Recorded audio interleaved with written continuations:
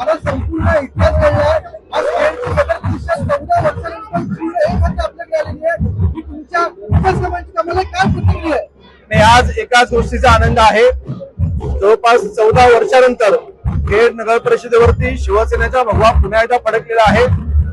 आणि फक्त भगवा झेंडा नाही तर महायुतीच्या मार्फत 21-0 सर्व नगरसेवक आणि नगराध्यक्ष हे खेड नगर परिषदेमधील जनतेने निवडून दिलेले आहेत. मी सर्व जनतेचे मनापासून आभार मानतो.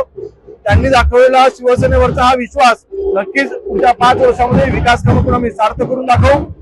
रामदासबाईंची दूरदृष्टी, महायुतीच्या सर्व कार्यकर्त्यांची मेहनत, विशेष म्हणजे सर्व शिवसैनिकांची मेहनत. आज 17 नगरसेवक हे शिवसेनेचे निवडून आलेले आहेत. 3 नगरसेवक हे महायुतीचे निवडून आलेले आहेत. नगराध्यक्ष या शिवसेनेचे निवडून आलेले आहेत.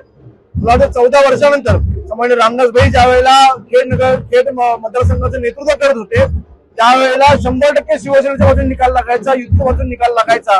त्याची पुनरावृत्ती आज पुन्हा खेडमध्ये होताना पाहायला मिळते. याच्यानं एकच सिद्ध होतं, खेड हा शिवसेनेचा बालेकिल्ला होता, आजही आहे आणि उद्याही राहील. किंबहुना कोकणामध्ये जो काही विजय प्राप्त होतोय पुढच्या येणाऱ्या जिल्हा परिषद पंचायत समित्या निवडणुकांची नांदी आहे. शिवसेनेचे मुख्य नेते माननीय एकनाथ शिंदे साहेबांवरती शिवसैनिकांनी आणि जनतेने, कोकणी जनतेने दाखवलेला विश्वास आहे. मी हेच म्हणेन, येणाऱ्या मुंबईच्या महानगरपालिकांच्या निवडणुकांची विजयाची नांदी ही कोकणात सुरू झालेली आहे आणि त्याचा पुनरावृत्ती नक्कीच मुंबईच्या विजयामध्ये आपल्याला दिसेल. खेड नाही तर दापोली आणि चिपळूणमध्ये पण शिवसेनेचा भगवा फडकताना पाहायला मिळतोय. त्यावर काय प्रतिक्रिया आहे? रत्नागिरी जिल्ह्यामधील खेड असेल, चिपळूण असेल, रत्नागिरी असेल, हे शिवसेनेचे बालेकिल्ले पुन्हा एकदा शिवसेनेने काबीज केलेले आहेत.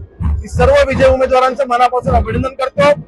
रत्नागिरी जिल्हा हा शिवसेनेचा बालेकिल्ला राहिलेला आहे. रत्नागिरी जिल्ह्यामधील जनतेने पुन्हा एकदा सिद्ध केलंय की होय, कोकण आणि शिवसेना हे जे समीकरण आहे कधीही तुटणार नाही. वंदनीय हिंदू सम्राट शिवसेना म्हणून बाळासाहेब ठाकरे यांच्या विचारांना चालणारा शिवसैनिक जो कोकणामधला आहे, जो मुंबईत आहे, येणाऱ्या मुंबईच्या महानगरपालिकांच्या निवडणुकीमध्ये देखील नक्कीच ह्याची पुनरावृत्ती करून दाखवेल.